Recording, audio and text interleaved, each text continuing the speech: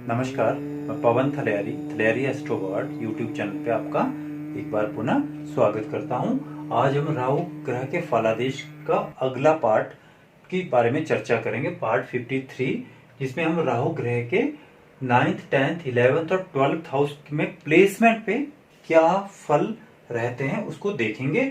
इससे पहले हमने फर्स्ट हाउस से 8th हाउस तक इसको देखा और उससे पिछले पार्ट में हमने राहु ग्रह के बारे में समझा था कि राहु ग्रह असल में क्या है।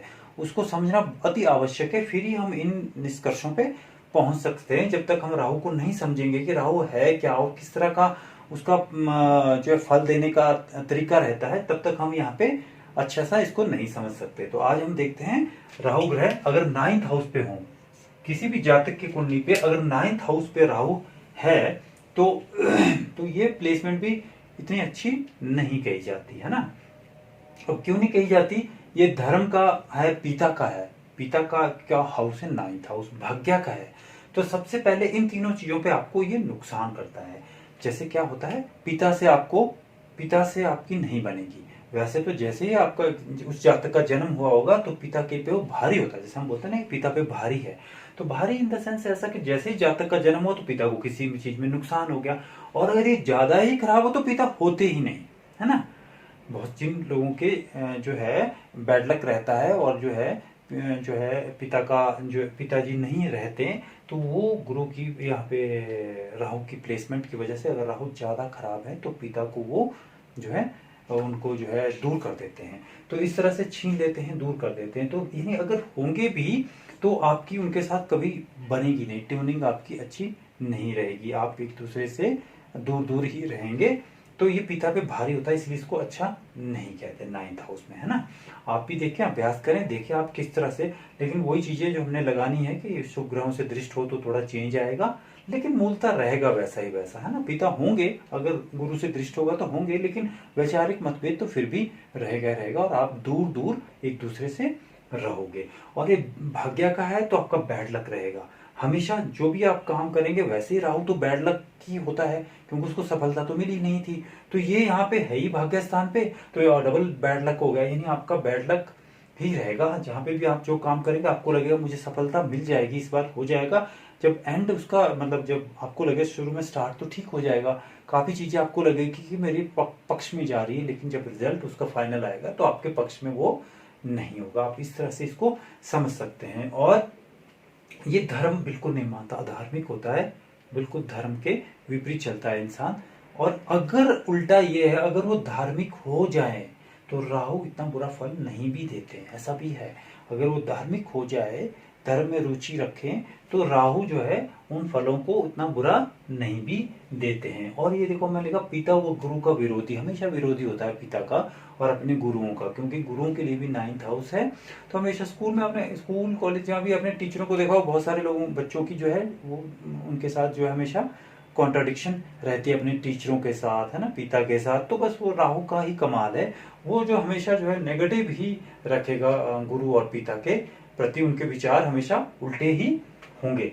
पिता भारी। अब यहाँ पे फायदा क्या हो सकता है, फायदे की क्या चीज है? 9th हाउस में क्या है? यात्राओं का, लंबी यात्राओं का, फॉरेन तक की यात्राओं का है, हमने बात करी थी पिछले पार्टों में।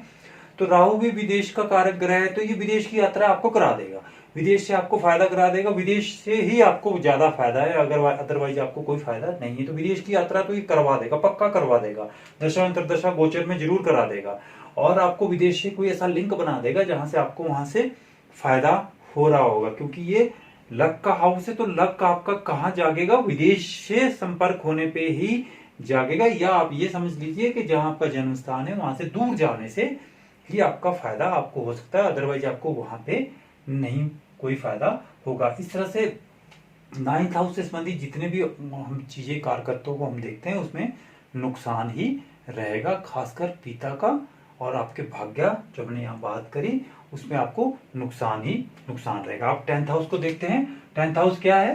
10th हाउस हमारा, यहाँ पे हमने राहु को अच्छा माना है। देखो मैंने यहाँ पे बोला था 3 6 10 11।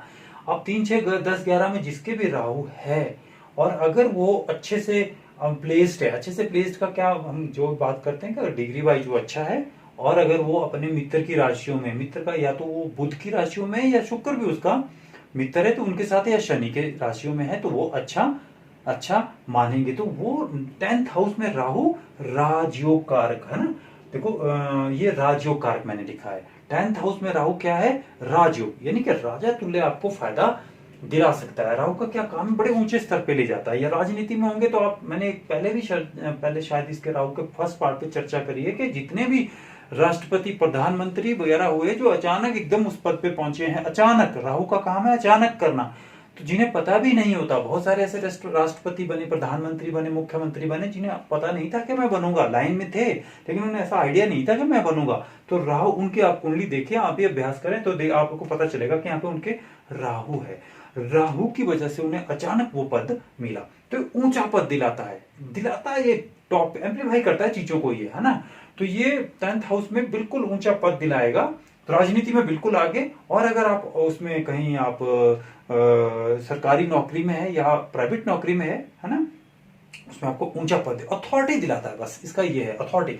जहां पे भी आप होंगे, चाहे छोटे पोस्ट पे भी होंगे, आपकी अथॉरिटी होगी आपके पास, और बिल्कुल आप जो है कंट्रोल रखेंगे सबको। अथॉरिटी, तो अथॉरिटी बड़े बड़े ऑफिसर्स, उनकी कुंडलियों में ऐसा देखा जाता है, क्योंकि अथॉरिटी जो बोल दिया उन्होंने फाइनल है ना। तो ये जो है प्लेसमेंट राहु की बेस्ट प्लेसमेंट में से हम गिन सकते हैं यहाँ पे 10th हाउस में। और क्या करता है, राजनीति, वो ऊंचा, राजनीति में बिल्कुल ऊपर ले जाता है, मैंने बात करी, ऊंचा पद आपको दिलाएगा।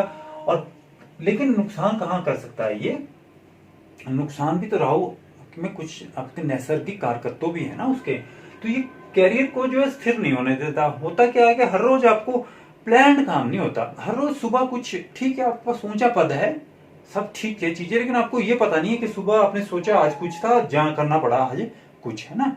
कि आपने सोचा था कि ये काम करेंगे या यहाँ जाएंगे, लेकिन सुबह रात को चेंज ही जाए और सुबह आपको और जगह जाना है। इसलिए आपके कार्य, एक तो ये कार्य में व्यस्त होता है, क्योंकि कर्म का स्थान है राहु वहां पे, तो व्यस्त करेगा ये आपको, बिल्कुल व्यस्त रहेंगे आप। हमने लिखा व्यस्त रखता है ना, हमेशा काम में व्यस्त रखता है। अथॉरिटी देता है, हम बात कर चुके, अथॉरिटी देता है, लेकिन व्यस्त रखता है। नुकसान क्या है इसके, व्यस्त रखता है। और हमेशा है क्या है, कैरियर स्थिर नहीं होता। कैरियर स्थिर का मतलब ये है कि अगर तो आपका छोटे पद है तो आप बदलते जाओगे, काम को बदलते जाओगे, है ना। लेकिन और अगर आपका बड़ा कोई पद है तो उसमें क्या होता है कि रोज नई चीज ही करने को मिलती है, कि आज अच्छा ये करना है, आज सोचा कुछ होता है, वो जो सोचा होता है वो आप उनको करने को नहीं मिलता। लेकिन ओवरऑल इसको हम बहुत अच्छा मानेंगे। 10th हाउस राहु को आपको जरूर ही ये जीवन में ऊंचे पदों पर ले जाएगा, या राजनीति में या आपके कार्य क्षेत्र में जो भी आप काम करते हैं उसमें ऊंचे पद पर ये ले जाएगा। इसी तरह अगर हम 11th हाउस राहु देखें, 11th हाउस राहु भी गुड है ना, ये और बिल्कुल बढ़िया, इसका ये पोजीशन भी बहुत अच्छी है। अब यहाँ पे क्या करेगा, 11th हाउस क्या है हमारा, इच्छा पूर्ति का है ना, डिजायर का है। तो जो राहु क्या है, राहु नियम तो मानता नहीं, तो किसी भी तरह से आपको, जैसे गुरु वगैरह है सिस्टम से देते हैं आपको, पहले पढ़ाई कराएंगे, फिर आपको वैल्यूज देंगे, फिर आप मोरल वैल्यूज देंगे, फिर आप नौकरी करोगे, फिर पद दोगे, ऐसे ऐसे चलाता है, सब कुछ देता है। राहु का क्या है, कोई नियम नहीं मानता, अचानक आपको देगा, इच्छा पूर्ति आपकी करा देगा। किस तरह से हुई उसका कोई वो नहीं है कि वो 1 नंबर से 2 नंबर से सारे साम दाम दंड भेद लगा के आपको दे देगा। तो ये क्या है, इच्छा पूर्ति कारक, इच्छा पूर्ति का हाउस है, तो जो भी आपकी इच्छाएं होगी उसकी पूर्ति राहु यहाँ पे 11th हाउस पे करेगा। तो ये बहुत ही अच्छी प्लेसमेंट है राहु के लिए। तो आपके पास मल्टीपल इनकम सोर्स होंगे, और लेकिन वो इनकम सोर्स कैसे होंगे, जो है आपके गलत तरीके भी हो सकते हैं, लेकिन आपके पास होगा क्या, होगा जरूर आपके पास बहुत सारा धन देगा आपको, सब कुछ देगा यहाँ पे ये, है ना। एक तो बहुत अच्छा माना गया, गुड, इच्छा पूर्ति का कार्य कि कुछ भी मिल सकता है, क्योंकि नियम राहु नहीं मानता। तो ऐसा नहीं है, उसको ऐसा नहीं है कि यहाँ पे कि ऐसे ही मुझे लेना है, ये अच्छा तरीका से नहीं, ये अच्छा बुरा जो भी तरीका हो आना चाहिए, बस जो भी अपने मन किया, इच्छा करी, वो आपको दे देगा। सेटिस्फेक्शन दे, ये मैं नहीं कहता, सेटिस्फेक्शन नहीं होगी उसको, क्योंकि सेटिस्फेक्शन जो है राहु नहीं देता उसको। जो है बस क्या होगा कि ये भी चाहिए वो भी चाहिए, आती भी रहेगी उसके पास, लेकिन संतुष्टि तो शायद नहीं देगा, है ना। और शेयर मार्केट वगैरह, हाँ, जिसके भी 11th हाउस में राहु आपको दिखे, आप उसको बोलें एक बार जरूर कि आप अपने नाम से शेयर वगैरह खरीदें, उसको जरूर उसमें फायदा होगा, अचानक उसको उसमें फायदा होगा। उन्हीं लोगों को फायदा करता है जिनके भी 11th हाउस में या 5th हाउस भी शेयर मार्केट की हमने बात करी थी, लेकिन 11th हाउस तो 100% फायदा करता है। अगर राहु किसी की अच्छी यहाँ पे प्लेस्ड हो और मतलब डिग्री वाइज भी अच्छा हो, तो वो क्या करेगा, जरूर उसको जो आप बोले कि शेयर मार्केट में आप आप जो है ट्राई करें, आपको फायदा होगा। हाँ, अब नुकसान क्या है यहाँ पे, ये देखिए आप, नुकसान भी देखिए आप, क्योंकि राहु के नैसर्गिक कारकत्व भी है, वो नहीं भूलना है। यहाँ पे देखो, not good for Elder brother, बड़े भाई का ये आपका हाउस है और मित्रों का भी है, तो मित्रों से भी आपको ज्यादा फायदा नहीं होता। मित्र मंडली आपकी अच्छी मित्र मंडली नहीं होती है ना, क्योंकि राहु क्या है, राहु ब्रह्म है, माया है, नियम नहीं मानना है। तो ऐसे ही आपके मित्र मंडली होंगे तो वो आपको आइडिया भी ऐसे ही देंगे कि यार ऐसे करते हैं, धन कमाते हैं, ऐसा कुछ वो प्रॉपर्टी बनाते हैं, क्योंकि ये प्रॉपर्टी का हाउस भी है, तो प्रॉपर्टी आपके पास होगी, देगा ये प्रॉपर्टी, है ना। लेकिन वो किस तरह से, किन साधनों से क्या आ रहा है, उस पे नहीं कुछ भी कह सकते, क्योंकि वो होंगे हमेशा गलत तरीके ही होंगे। तो आपके दोस्त भी, फ्रेंड सर्कल भी आपका वैसा ही होगा, जो आपको उस तरह से आइडिया देगा, उस तरह से आपसे करवाएगा, है ना। और जो सबसे नुकसान वाली बात क्या है, यहाँ पे बड़े भाई होंगे ही नहीं, होंगे तो उनके लिए बहुत भारी है। यहाँ पे राहु आप देखें, आप ही होंगे सबसे बड़े, है ना। सिस्टर को नहीं हम बात कर रहे हैं, सिस्टर आपकी बड़ी हो सकती है, हम भाई की बात कर रहे हैं, ब्रदर, है ना। सिस्टर आपकी होती, ब्रदर में हो सकता है आपके ना होंगे तो वो बिल्कुल दूर होंगे आपसे, तभी उनको फायदा है, आपके साथ रहना भी नहीं उनको चाहिए, उनको फायदा नहीं होगा तो उनको नुकसान ही होगा। वो वैसे होंगे ही नहीं, अगर ज्यादा बहुत ही पावरफुल राहु यहाँ पे हुआ तो वो उनको रखेगा ही नहीं, है ना। तो ये बड़े भाई के लिए नुकसान वाला है, और मित्र मंडली से थोड़ा संभल के रहें। और अगर आप इच्छाओं को थोड़ा कंट्रोल कर ले तो राहु बहुत ही अच्छी प्लेसमेंट, 11th हाउस है, आपको सब कुछ जीवन में ये देगा, और एक्सट्रीम लेवल का देगा, छोटे लेवल का राहु नहीं देता, हमेशा चीज ये बड़े लेवल की ही देता है। अमृत तक राहु ने पिया है, तो अमृत तक चला गया था वो, पहुंचने अमृत लेने पहुंच गया था, तो क्या अब उससे ऊपर तो कुछ बचा ही नहीं, तो वहां तक ले जाएगा ये आपको, है ना। तो इस तरह से 11th हाउस को आप बहुत अच्छा माने, 10th हाउस को आप बहुत अच्छा माने। अब आगे लास्ट 12th हाउस प्लेसमेंट, है ना। 12th हाउस प्लेसमेंट राहु की बिल्कुल खराब। 12th हाउस में राहु जो है बहुत खराब करता है, कि अच्छा क्या कर सकता है, वही बात आ गई कि ये विदेश का हाउस है, राहु विदेश का कारक ग्रह है, तो विदेश में ही आप जाएं, और विदेश, घर से दूर जाएं, विदेश जाएं, वहीं काम करें, वहीं धंधा करें, आपको फायदा होगा। यही 12th हाउस राहु करवाएगा भी, ये वैसा ही वैसा वैसा। आप देखिए कुंडली में किसी का 12वें हाउस में राहु है तो वो घर से बाहर ही होंगे, हमेशा छोटे से ही चले जाएंगे बाहर घर से, चाहे लड़ झगड़ के, चाहे जैसे मर्जी, लेकिन वो जो है उसको फायदा ही बाहर हो रहा है। तो 12th हाउस में यही फायदा है, और सारे नुकसान है। ये क्या है, जेल का है, तो जेल यात्रा भी करवा सकता है जब भी गोचर में यहाँ 12th हाउस में राहु आता है, तो केयरफुल रहना चाहिए। और लोगों को भी, अगर कुछ और कॉम्बिनेशन खराब है तो जेल हो सकती है, और अगर 12th हाउस में राहु है तो दशा महादशा आए तो संभल के रहना पड़ता है। तो उस तरह से ये जेल यात्रा भी करा सकता है, हॉस्पिटल की यात्रा भी ये करा सकता है, क्योंकि हॉस्पिटल कैसे जाएगा आदमी जब वो एक्सट्रीम बीमार होता है, राहु क्या करता है, हर एक चीज एक्सट्रीम करता है। जेल कैसे जाएगा, कुछ बुरा काम कराएगा, क्योंकि ये क्या है, नियम तो मानता नहीं, आपको गलत बुद्धि देगा, भ्रम पैदा करेगा, कंफ्यूजन पैदा करेगा, नियम नहीं मानेंगे, आप गलत काम करेंगे, तो जेल जाना पड़ेगा आपको। क्योंकि आपको ये लगता है कि जो मैं सोच रहा हूँ, क्या कराता है, आपको ये सोचता है कि जो मैं कर रहा हूँ वो ठीक है। अब संजय दत्त जैसे लोग जेल में गए तो उनको लगता था कि कुछ नहीं है, ये ठीक है, सब कुछ नहीं होता, तो लोग गए, उनके देखना आपने, जब भी संजय दत्त जी के गोचर से राहु 12th हाउस से जा रहा था तो उनको जेल हुई थी, तो उतने दिनों तक वो जेल में रहे थे जितने दिन तक वो वहां पे राहु उनके प्लेस था। तो इस तरह से क्या होता है, ये आपने ऐसे समझना है इसको, कि राहु कोई नियम नहीं मानता, ओवर कॉन्फिडेंट आदमी हो जाता है, उसको लगता है कोई बात नहीं, क्योंकि उसने अमृत पीने को देवताओं की लाइन में चला गया, तो अब उससे ज्यादा क्या होता है, वो कुछ भी करने को तैयार हो जाता है, फिर नहीं उसको नियम और कानून का होता, कुछ भी कर लेंगे, देखते हैं, है ना। वेश बदल लिया उसने, फिर लाइन में खड़ा हो गया, तो वो सारी चीजें करने को तैयार हो जाता है, कोई नियम को नहीं मानता, भ्रम उसके रहता है, लेकिन इसलिए उसको जेल जाना पड़ता है जब उसको गलत काम वो हो जाता है, और उसको हॉस्पिटल भी जाना पड़ता है, लंबी बीमारियों का हाउस भी है, तो लंबी बीमारियों के कारण उसको दशा अंतरदशा आएगी तो हॉस्पिटलाइज होना पड़ेगा, और उसके हॉस्पिटल जेल आदि के खर्चे बढ़ेंगे, कोर्ट कचहरी जेल आदि के खर्चे उसके हमेशा चले रहेंगे, और गलत कामों पे वो पैसा खर्च करेगा, क्योंकि वो पहले गलत करेगा, फिर उसको ठीक करने के लिए उसको पैसे खर्च करते रहना पड़ेंगे। पहले गलत कर लिया ना कुछ, फिर उनको गलत कामों को ठीक करने में, उसको दुरुस्त करने में उसको फिर और पैसे खर्च करने पड़ेंगे।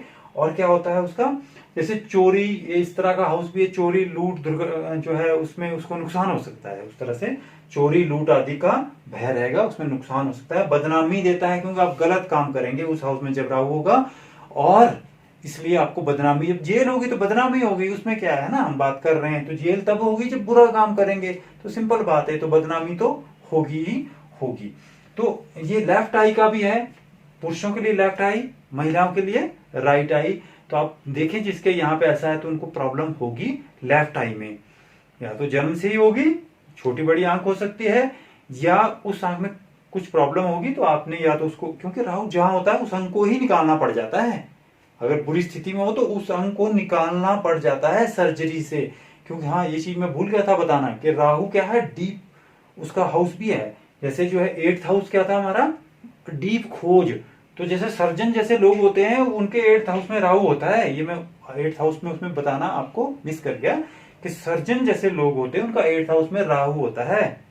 क्यों, उन्होंने अंदर जाके ढूंढना है। राहु क्या, अंधकार है, अंधेरा है, नीचे जाके मतलब उसको ढूंढना है, तो पेट को फाड़ के देखना है, अंदर जाके ठीक करना है, तो वो सर्जन वगैरह करते हैं। तो इस तरह से जो है वो क्या करते हैं, 8th हाउस में राहु अगर हो। तो हम 12th हाउस की बात कर रहे थे कि हाँ ये बड़ा इंपॉर्टेंट है। लेफ्ट आई तो हमने देख लिया कि लेफ्ट आई में प्रॉब्लम होगी। बेडरूम ब्लास्ट, मैरिज लाइफ बिल्कुल ठीक नहीं। जिनके 12th हाउस में राहु होगा तो उनका जो है मैरिज लाइफ बिल्कुल खराब चल रही होगी। आप पूछिए उनसे कि आपका मैरिज लाइफ कैसी चल रही है, तो उनकी बेडरूम ब्लास्ट है, समझ लीजिए। जब भी 12th हाउस में शनि राहु जैसे ग्रह होते हैं तो आपकी मैरिज लाइफ स्मूथ नहीं चलती। हाँ, अगर कुछ और कॉम्बिनेशन, 7th हाउस अच्छा है, 7th हाउस का लॉर्ड अच्छा है, 12th हाउस पे गुरु की दृष्टि है, उस तरह से बहुत सारे कॉम्बिनेशन देखने के बाद अगर 10 में से 2 केस मिलेंगे जिनका ठीक चल रहा होगा, अदरवाइज 80% केसेस में वो खराब चल रहा होगा। तो इस तरह से हम जो है राहु के हमने 1 से लेके 12 तक हाउसेज में प्लेस्ड, अगर सिंगल राहु हो तो हमने देखा कि उसके कैसे फल होंगे, और हम मूलतः फल यही होंगे, है ना, ये कम ज्यादा होंगे बस, अगर, है ना। इसलिए हम बात ये, इसलिए हम ये पढ़ना चाह रहे थे, समझना चाहते कि फल यही होंगे, वो कम ज्यादा हो सकते हैं, कि ज्यादा भी हो सकते हैं। जैसे मंगल शनि ने और इसको कहीं से सपोर्ट दी तो वो बिल्कुल हो जाएगा। जेल यात्रा का हमें दिख रहा है छोटा मोटा है, लेकिन शनि मंगल ने और कहीं से इसको कॉम्बिनेशन आया तो 100% होगी जेल यात्रा, है ना, हॉस्पिटलाइज होंगे। लेकिन वो अगर शुभ ग्रहों से दृष्ट है, राहु अपने अच्छी मित्र की राशि में है, तो वो बिल्कुल कम देखने को मिलेंगे। तो इस तरह से हम जो है, आप इसको समझें कि जब आपने एकदम से देखने से आपको ये मेरा जो समझने का जो हमने जो क्रम जारी किया है कि राहु के फलादेश, गुरु के हमने समझे, शनि के, ताकि आपके मन में एकदम बैठ जाए कि आपको कंफ्यूजन ना हो कि 4th हाउस में राहु हो तो हमने क्या होना चाहिए, ये आपको क्लियर हो जाए। फिर वो कम ज्यादा ही देखना है औरों का कॉम्बिनेशन से, अदरवाइज रहेगा ये। इसी तरह से एक बार आप अगर सारे ग्रहों का समझ गए कि 8th हाउस में राहु का क्या फल होता है, शनि का क्या फल होता है, गुरु का क्या फल होता है, तो आप एकदम से आपके माइंड में वो जितने भी उसके वो चीजें हैं वो आ जानी चाहिए। फिर आप देख लो और चीजें के लगन के हिसाब से, क्योंकि लगन के हिसाब से हर एक घर में जो हाउस में राशि बदलेगी तो उस हिसाब से उसकी प्लेसमेंट में फर्क आएगा, फलादेश में फर्क आएगा, थोड़ा बहुत कम ज्यादा ही होगा। तो इस तरह से आज हमने समझा, राहु को हमने कंप्लीट किया कि 1 से तो क्या फल होता है। तो मुझे आशा है कि आपको ये अच्छा लग रहा होगा, आपको अच्छे से इसमें बारे में क्लियरिटी आ रही होगी। तो आपको अच्छा लग रहा है तो काइंडली आप इसको लाइक करें, शेयर, सब्सक्राइब करें। थैंक यू, नमस्कार।